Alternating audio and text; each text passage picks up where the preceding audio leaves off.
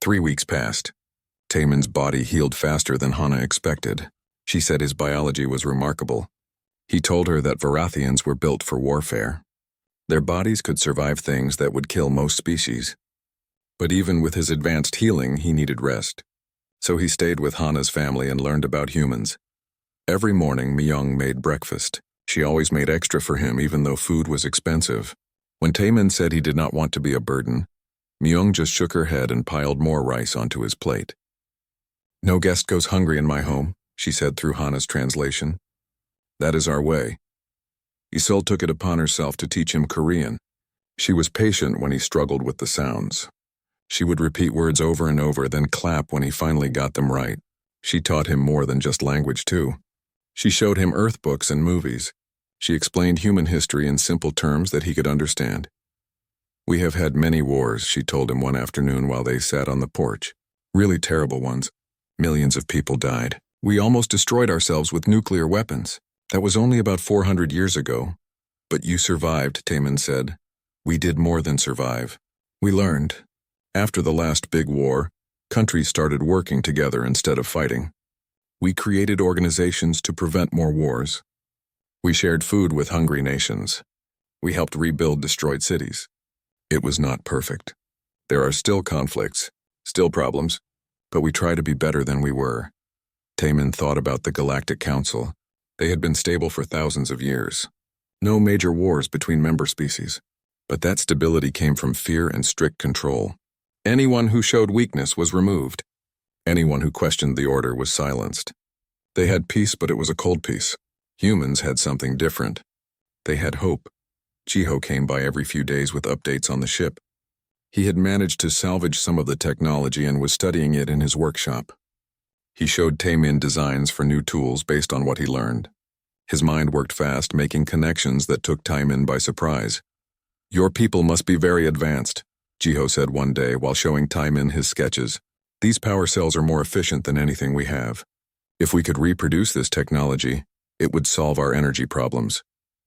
"The Galactic Council would never allow it," Taemin replied. "They have rules about sharing technology with primitive species. They believe you must earn advancement through your own development." Jiho looked at him with a strange expression. "But you are sharing with me right now. By letting me study your ship." Taemin realized he was right. He was breaking council rules just by being here, but the council had already cast him out. Their rules no longer applied to him, and maybe their rules were wrong anyway. "Then learn what you can," Taemin said. "I will help you understand it." One evening, Hana invited him to come to the village. There was a gathering to celebrate a local festival. Taemin was nervous about being seen by more humans, but Hana assured him that her village was small and isolated. People here kept to themselves. The village square was decorated with colorful lights and paper lanterns. Tables were set up with food. Music played from speakers. Children ran around laughing. Old people sat in chairs watching everything with content expressions. When Taemin appeared, the music stopped. Everyone stared. For a moment, Taemin thought about running back to the forest. Then an old man stood up from his chair and walked over. He looked at Taemin carefully, then broke into a wide smile. He said something in Korean that Taemin did not fully understand. Hana translated. "He says welcome to our village. Any friend of Hana is a friend to all of us." The old man gestured to the food tables. Other villagers came forward, offering him plates and drinks. They asked questions through Hana. Where was he from? How did he find their village? Would he tell them about the stars? Taemin found himself surrounded by curious humans who showed no fear. They treated him like an honored guest. A woman named Boram, who taught at the local school, sat beside him and explained human customs. She told him about Jong, a Korean concept that meant something like emotional connection between people. "It is hard to translate exactly," Boram said. "It is deeper than friendship, but not quite like family love either. It is the feeling you get when you share experiences with someone. When you eat together, suffer together, laugh together. Jong builds over time. It makes us care about each other even when there is no logical reason to." "The Galactic Council would call that irrational," Taemin said. Boram smiled. "Maybe, but it is what makes us human. Logic alone is cold. Jong gives life warmth." Later that night, Taemin watched as villagers worked together to repair a house that had been damaged by fire. They had not been asked to help. They simply showed up with tools and materials. The family who owned the house tried to pay them, but the others refused. This was what neighbors did for each other. Tae-min helped carry wood planks. His arm was still healing but strong enough for light work. The family thanked him with such genuine gratitude that he felt something shift inside his chest. He was contributing. He was part of something. Even here on this alien world he had found a place. When they returned home that night, Tae-min sat on the porch with Hana. The stars were bright above them. Somewhere up there was the Galactic Council, the Varathian Empire, all the civilizations that had rejected him. They seem very far away now. Your people think humans are dangerous, Hana said quietly. Why? Because you fight wars. Because you damage your own planet. Because your history is filled with violence and self-destruction. That is all true, Hana admitted. We have done terrible things, but we have also done beautiful things. We have created art and music. We have explored the deepest oceans and the highest mountains. We have loved and hoped and dreamed. Does that not count for anything? Tae-min thought about his trial, about the council members who condemned him for showing mercy, about the rigid society that valued strength above all else, about the cold efficiency that eliminated any trace of compassion. It should count for everything, he said. The council judges species by their worst moments. They see your wars and call you primitive, but they do not see this. He gestured to the village below where lights still glowed in windows, where families were together, where a stranger from the stars had been welcomed without hesitation. I want to document this, Tae-min continued. I want to record what I have learned about humanity. Not for the council. They would never understand. But maybe someday someone will read it and know the truth. That humans are not dangerous because of your violence. You are remarkable because of your kindness, Hana smiled at that.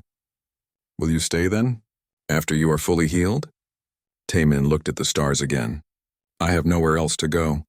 The galaxy has banished me, but Earth has welcomed me. If you will have me, I would like to stay. You are always welcome here, Hana said.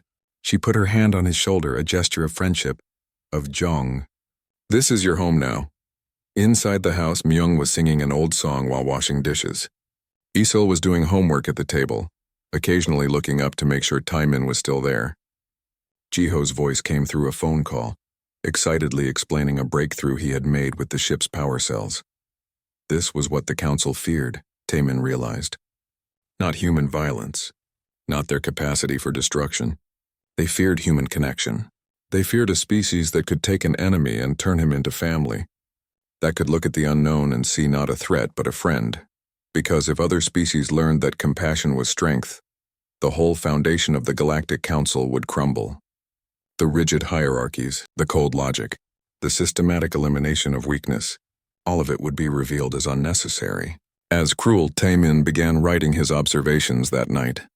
He wrote about Myung's endless generosity, about Isil's patient teaching, about Jiho's brilliant mind, about Hana's immediate compassion, about a village that welcomed a stranger from the stars, about a species that had every reason to be bitter and afraid but chose hope instead. He wrote until dawn, documenting everything. And he knew somehow that this would not be the end of his story. The galaxy had banished him, but in doing so they had given him something far more valuable. They had given him the chance to understand what true civilization looked like. It looked like a small house on the edge of a forest. It looked like an old woman making extra rice for breakfast. It looked like humanity.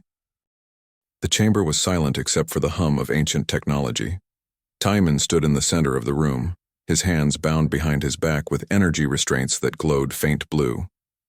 Around him, 12 members of the Galactic Council sat on platforms that floated in a perfect circle. Their faces showed no emotion. They had already decided his fate before he even walked into this room.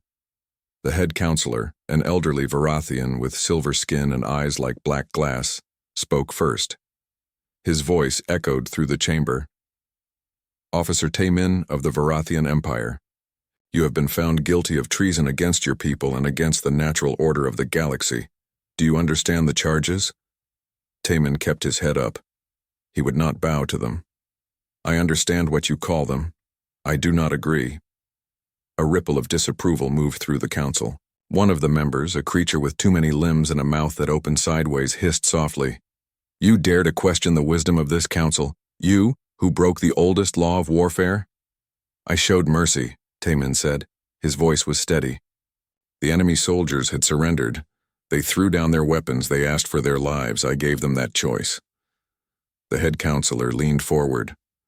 And in doing so, you showed weakness. You contaminated the purity of Varathian strength.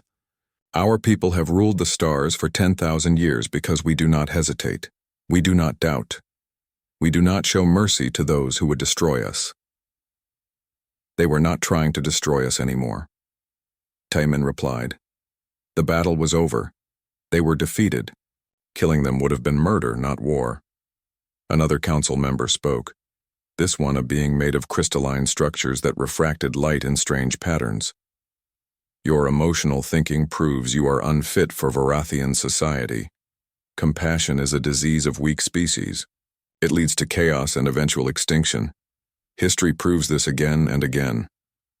Taman thought about the soldiers he had saved, young beings from a small colony world that had been forced into the war by their government. They had cried when he let them go. They had thanked him. Some of them had families waiting at home. In the eyes of the Galactic Council, that meant nothing. In the eyes of his own people, it made him a traitor. I have served the Varathian military for 20 years, Taman said. I have fought in 16 campaigns. I have never abandoned my post. I have never run from battle. I have always put my duty first. But duty does not mean cruelty. It should not mean becoming monsters. The head counselor's expression hardened. You speak of monsters while defending the weak. The galaxy is not kind, Officer Taman. It is brutal and unforgiving. Species that embrace compassion over strength do not survive. They are conquered. They are erased. We have built our empire on the understanding that survival requires sacrifice. It requires hardness. Your softness would doom us all. The vote came quickly.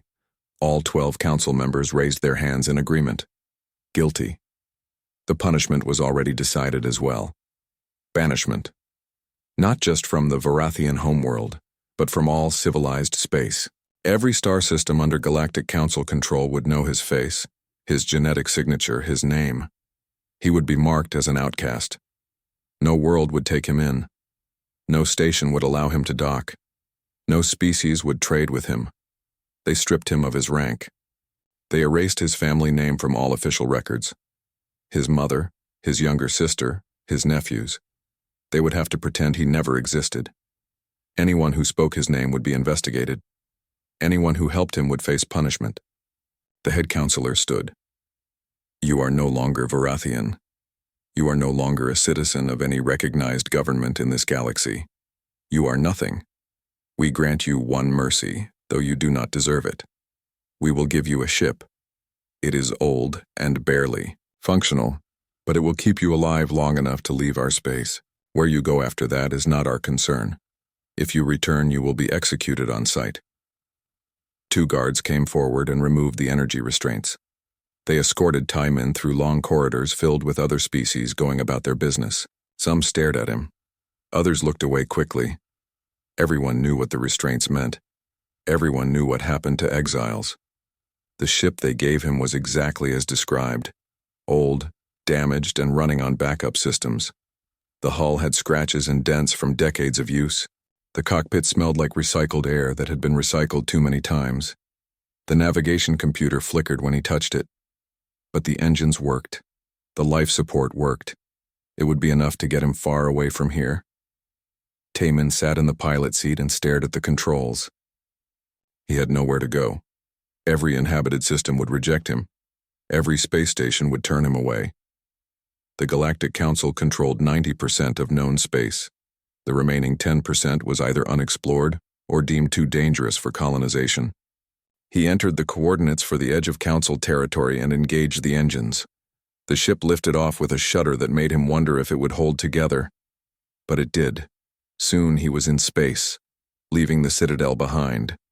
Leaving everything behind. For 3 weeks he drifted through empty space. He ate the basic rations they had provided. He slept in short intervals.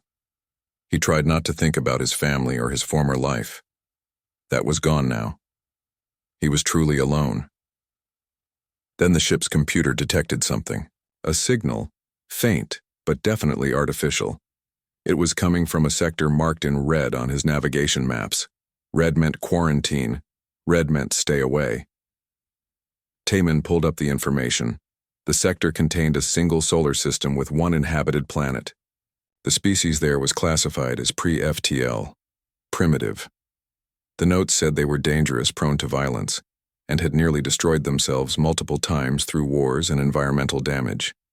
The Galactic Council had placed the entire system off limits until the species either destroyed itself or advanced enough to be properly controlled.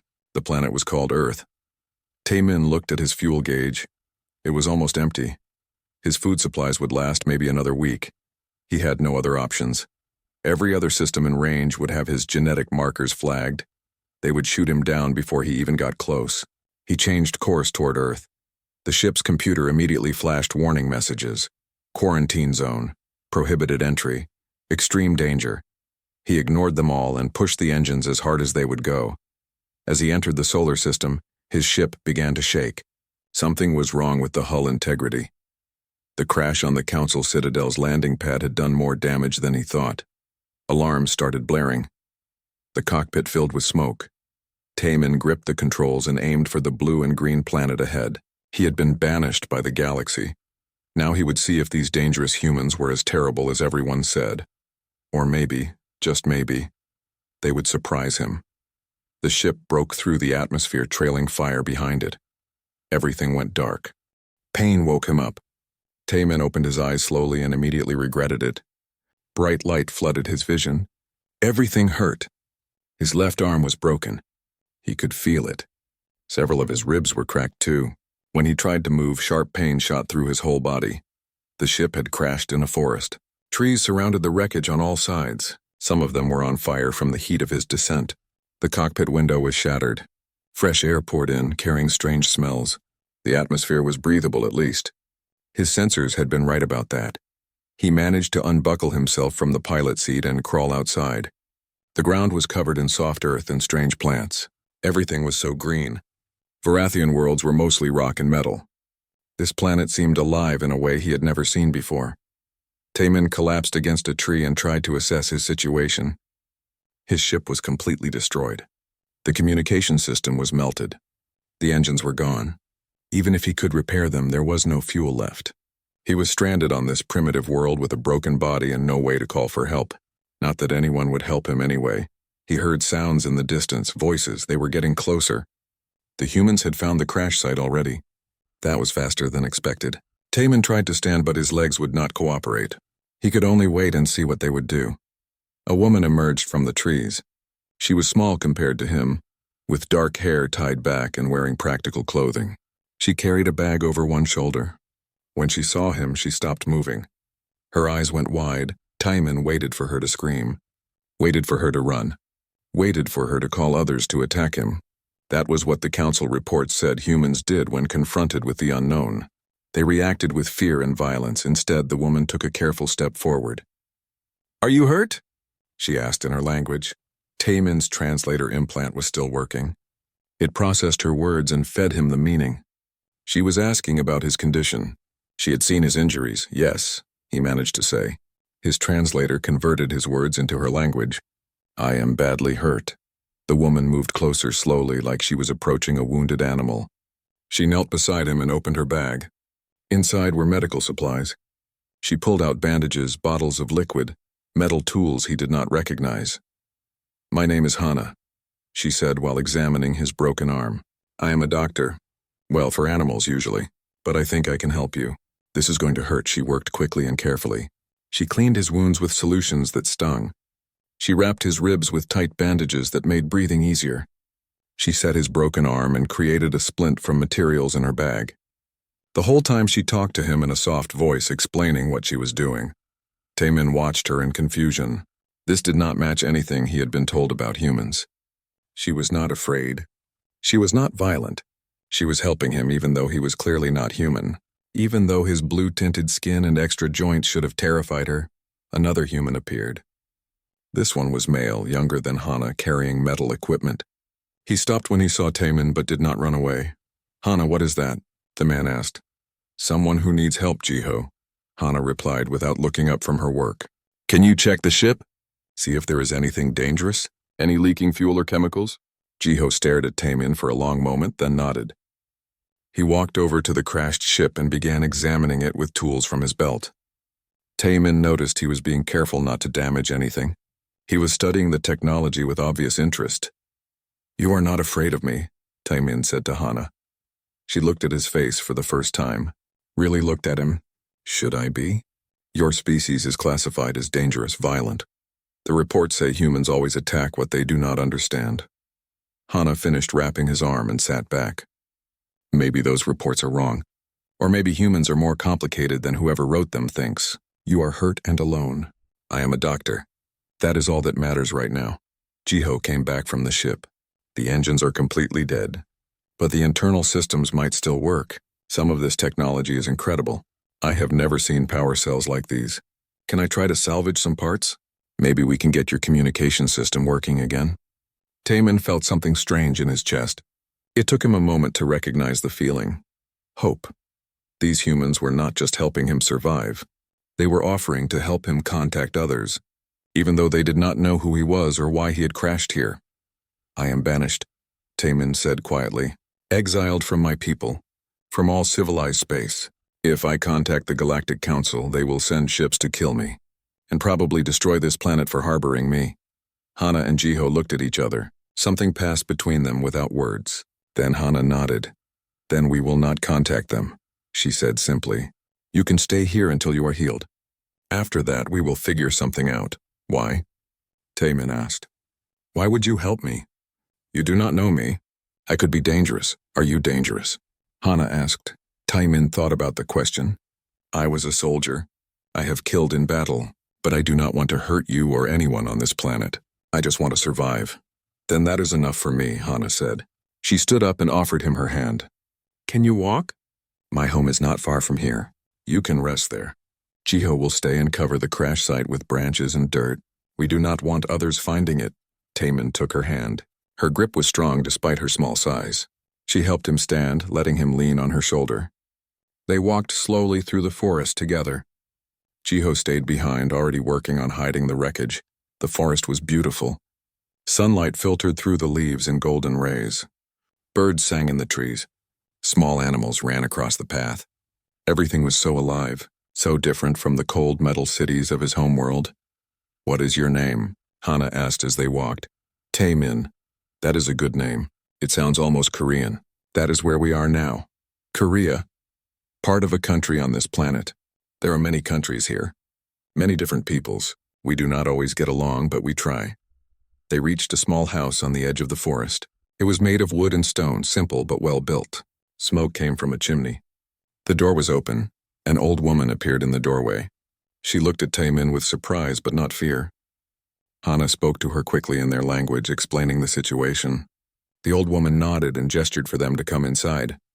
This is my mother, Myung, Hana said. She says you are welcome in our home. Taemin entered the house, still leaning on Hana for support. The inside was warm and smelled like cooking food. There were pictures on the walls showing Hana's family. A young girl peeked out from another room, staring at him with wide eyes. Myung pointed to a bed in the corner and said something. Hana translated. She says you should rest. She will make food for you. You must be hungry. Taemin lay down on the bed. It was soft and comfortable, so different from the hard sleeping pods on Varathian ships. Myung brought him a bowl of soup made from vegetables and meat. The smell was strange but not unpleasant. He ate slowly while Hana sat nearby, watching to make sure he did not choke. The young girl crept closer, curiosity winning over shyness. Is he from the stars? The girl whispered to Hana. Yes, Isul. He is from very far away. Isul looked at Taemin with wonder. Will you tell me about your home? Taemin finished the soup and set the bowl down. He looked at this human family who had taken him in without hesitation, who had helped him without asking for anything in return, who showed him kindness when his own people had shown him only rejection. Yes, he said to the girl, I will tell you everything. But first I want to learn about your world, about humans. I think the galaxy has been wrong about you. Hana smiled. It was the first time he had seen her smile. It made her face light up in a way that seemed to warm the whole room. Outside, the sun began to set over the forest. Taemin closed his eyes and let himself rest. For the first time since his trial, he felt safe. 2 months after the crash, everything changed. Jiho had been working on the communication array, trying to restore it for Taemin. Not to contact the council, but to give him the ability to listen to galactic broadcasts, to know if any threats were coming toward Earth. He succeeded on a Tuesday morning. The array powered up and immediately began receiving signals, but it also sent one, just a brief pulse, a few seconds of active transmission before Jiho shut it down. But those few seconds were enough. Taemin felt his blood go cold when he saw the readings. That signal went out. They will have detected it. Who will have detected it? Jiho asked, confusion on his face. The Galactic Council maintains monitoring stations throughout this sector. They watch Earth because they consider your species dangerous. That pulse will have triggered their alarms. They will send ships to investigate. Hana, who had been checking Taemin's healing arm, looked up sharply. How long do we have? 3 days. Maybe 4 if we are lucky. They will come with a containment fleet. Standard procedure for quarantine breaches. The village held an emergency meeting that night. Taemin explained the situation to everyone. The Galactic Council was coming. They would see the unauthorized signal as proof that Earth was being contaminated by outside technology. They would enforce their protocols. What does that mean exactly? Asked the village elder, the same old man who had welcomed Taemin. It means they will demand complete surrender. Earth will be placed under direct council control. All advanced technology will be confiscated. Your development will be frozen at your current level until the council decides you are ready to join galactic civilization. That could take centuries, and any human who resists will be eliminated. Silence filled the room. Then Borum spoke up. Can we fight them? No, their technology is thousands of years ahead of yours. Their smallest ship could destroy your entire military. Fighting would only give them an excuse to treat Earth more harshly. Then what do we do? Hana asked quietly. Taemin thought about it. He thought about everything he had learned about humans. Their wars, yes, but also their diplomacy, their ability to talk, to negotiate, to find common ground even with enemies. We invite them to meet you, he said finally. We show them what I have seen. We prove that humans are not the dangerous primitives they think you are. The village contacted the Korean government. The government contacted the United Nations. Within hours, the news had spread across the entire planet. Aliens were coming. Aliens were real. And they were not friendly. Panic could have erupted. Taemin had seen it happen on other worlds when they learned about the Galactic Council. But humans surprised him again. Yes, there was fear. Yes, there was confusion. But there was also coordination. World leaders held emergency meetings. Scientists began analyzing the data Taemin provided. Military forces prepared defenses not to attack, but to protect civilians. And most importantly, a message was prepared. Not a message of defiance or surrender. A message of invitation. A young diplomat named Doyen led the Earth response team. He flew to the village to meet with Taemin personally. He was calm and professional, but Taemin could see the worry in his eyes. We need your help, Doyen said. You understand these aliens. You know how they think. What should we say to them? Tell them the truth, Taemin replied. Tell them that humans have flaws but also potential. Tell them you want to learn, to grow, to join the galactic community as equals. Do not beg. Do not threaten. Just be honest, Doyen nodded. Will they listen? I do not know. The council is set in their ways. They have ruled the galaxy for so long that they believe their way is the only way. But maybe if they see what I have seen, they will reconsider. And what have you seen? Doyen asked. Taemin gestured to the village around them, to Hana and her family, to the people who had welcomed him. I have seen that strength comes in many forms. Not just military power, not just cold logic, but compassion, connection, the willingness to help those who need it. Your species has that in abundance. The council sees it as weakness. I have learned it is your greatest strength. 3 days later, the ships arrived. They appeared in Earth's orbit all at once. 12 massive vessels surrounding the planet. Their weapons were powered but not armed. A show of force without immediate threat. A transmission came through on all Earth frequencies. The voice was cold and mechanical, translated into every human language simultaneously. People of Earth. This is Commander Voss of the Galactic Council Enforcement Fleet. Your world has been exposed to unauthorized advanced technology. This is a violation of quarantine protocols. You have 48 hours to comply with the following demands. All foreign technology must be surrendered. All contact with the exiled Taemin must cease immediately. Taemin will be taken into custody and executed. Representatives from your world will report to our flagship to receive further instructions. Failure to comply will result in sanctions. Resistance will be met with force. Taemin listened to the broadcast and felt his heart sink. Voss. Of course it would be Voss. A hardline Varathian who believed, even more strongly than the council, in their superiority. He had argued for Taemin's execution instead of exile. Now he had his chance to finish the job, but humans did not respond the way Voss expected. Instead of submitting, instead of panicking, they broadcast their own message. Doyen stood before cameras with leaders from nations around the world behind him. Commander Voss, we have received your demands. We respectfully decline to comply. Taemin is not a prisoner on our world. He is a guest. He has harmed no one. He has broken no laws. We will not surrender him to be executed. However, we do wish to speak with the Galactic Council. We invite you to come to Earth not as conquerors, not as judges, but as guests. Come and see humanity. Meet us, understand us, then decide if we are truly as dangerous as you believe. The transmission ended. The world held its breath. For a long moment, nothing happened.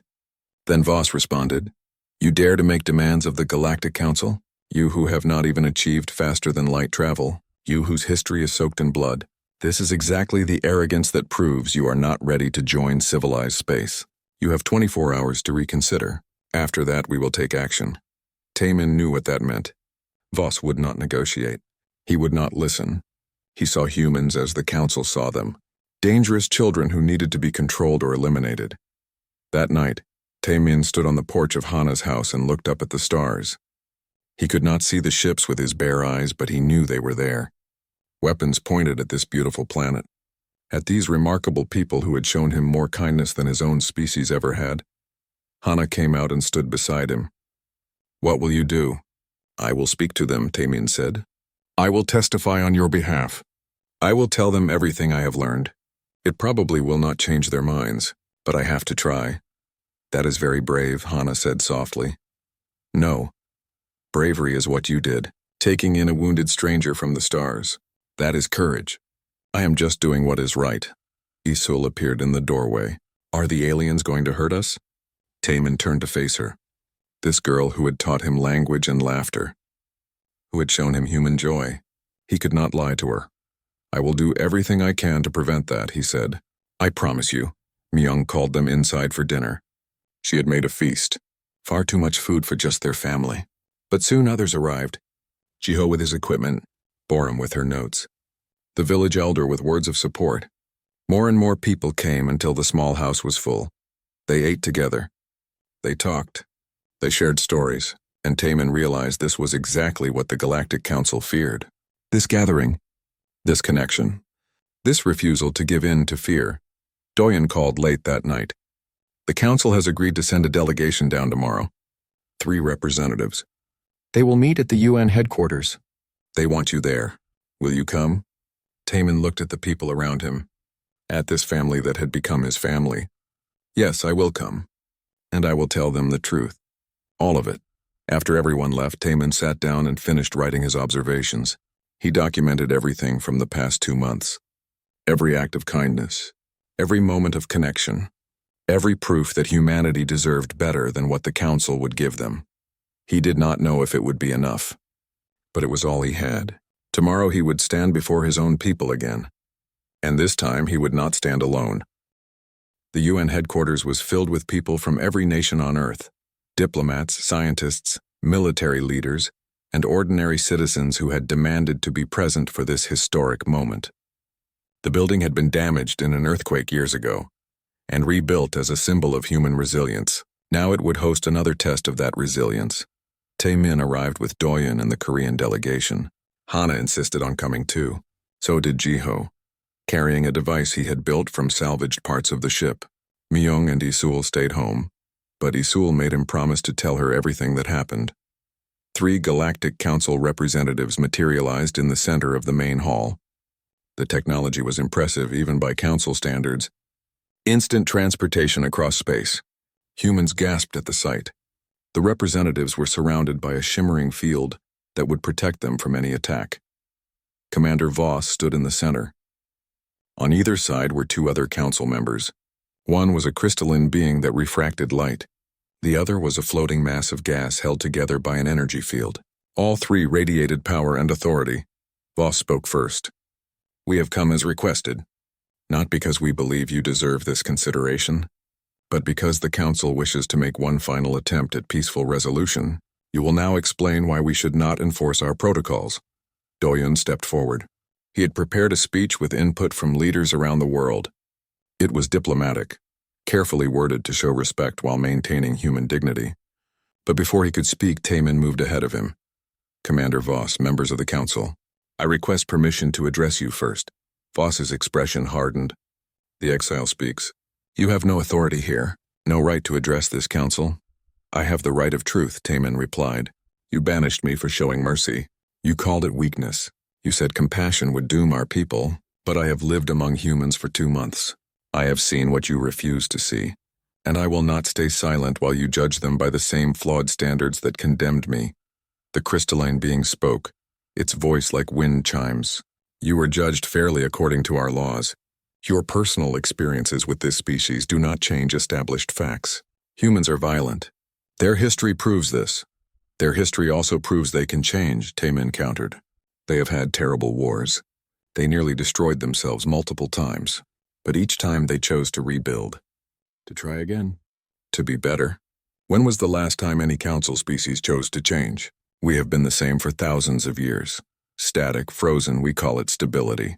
But maybe it is just fear." Voss stepped forward. "Enough. Your emotional attachment to these primitives has clouded your judgment. This is exactly why compassion is dangerous. You have lost all objectivity." "No," Taman said. "I have gained perspective. Let me show you what I have documented."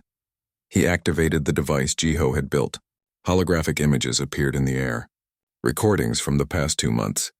Myung welcoming him into her home. Isol teaching him language with endless patience. Hana treating his wounds without hesitation. The village gathering where strangers became friends. The house rebuilding where neighbors helped without being asked. "This is what you call dangerous?" Taman asked. "A woman who shares food even when it is scarce. A child who teaches without asking for payment. People who help rebuild homes for families they barely know. If this is dangerous, then the council has forgotten what it means to be alive." The gaseous council member pulsed with different colors. "These are isolated incidents, individuals. They do not represent the species as a whole." "Then look at this," Taman said. He showed more recordings. News broadcasts from around Earth. Nations working together to respond to the council threat. Food being shared between countries. Resources pooled for common defense. Scientists from different cultures collaborating. Military forces coordinating to protect civilians rather than attack. When I crashed here, I expected violence. I expected fear. Instead, I found acceptance. When Commander Voss threatened them, I expected panic. Instead, they invited you to talk. They could have tried to fight. They could have begged for mercy. Instead, they offered friendship. They treated you like guests, not enemies. Can any council species say the same? Voss's face twisted with anger. You speak of friendship with a species that commits genocide against its own kind. That poisons its own planet. That cannot even unite as a single civilization. They are chaos wearing a thin mask of order. Yes, Taman agreed. They are chaotic. They are messy. They make mistakes. But they also fix them. They learn, they grow. We don't. The Varathian Empire has not changed its laws in 5,000 years. When was the last time the Council admitted it was wrong about anything? We have achieved perfect order by eliminating anyone who questions it. Is that really better than human chaos? Silence filled the hall. The council representatives looked at each other. Taman could see them processing his words, weighing them against centuries of established doctrine. Then Doyen stepped forward. If I may speak, Commander Voss, you say humans are not ready to join your galactic community. Perhaps you are right. We are young. We have much to learn, but we are willing to learn. We want to understand other species. We want to grow beyond our planet. All we ask is the chance to do so as equals, not as subjects. Is that truly so unreasonable? It is not about what is reasonable, Voss replied. It is about maintaining order, about protecting the stability that has kept the galaxy peaceful for millennia. Your species threatens that stability simply by existing. How? Hana asked, stepping forward before anyone could stop her. How does my family threaten your stability? We welcomed Timon when he needed help. We shared our food. We treated him with kindness. If that threatens your empire, maybe your empire is too fragile to deserve protection. Voss turned his cold gaze on her. You are a perfect example of the problem. Emotional, irrational, acting on impulse rather than logic. Your actions could have exposed your entire planet to danger. What if Taemin had been hostile? What if he had carried diseases? What if he had been a scout for an invasion force? What if he was exactly what he appeared to be? Hana shot back. A person in need of help? Should we let beings suffer because we are afraid of what might happen? Is fear really a better guide than compassion? The crystalline being made a sound like cracking ice. This is pointless. The human demonstrates exactly the kind of reckless sentiment that makes her species unsuitable for galactic citizenship. Commander Voss, I recommend we end this discussion and proceed with standard protocols. Voss nodded. Agreed. Earth will submit to Council authority. Taemin will be taken into custody. Any resistance will be met with force. Wait, Jiho said. He had been quiet until now, but he stepped forward with his tablet. Before you make that decision, there is something you should know. You are not the first alien visitors to Earth. That got their attention. Voss turned sharply. Explain. Jiho activated his tablet. More holographic images appeared. But these were not from Taemin's recordings. These were older, much older, images of other aliens. Other species. Some Taemin recognized, some he did not. Over the past 300 years, 17 ships have crashed on Earth, Jiho explained. Some were damaged in transit through this sector. Some were fleeing conflicts. Some were exiles like Taemin. All of them were supposed to be executed or contained by Council forces. But they escaped here, to the planet you labeled too dangerous to visit. More images appeared. Aliens living among humans, working in cities, teaching in universities, running businesses. Some had families, human families, children that were half human, half alien. We took them in, Jiho continued. Every single one. We gave them homes. We protected them from your enforcement fleets. We never asked them to change who they were.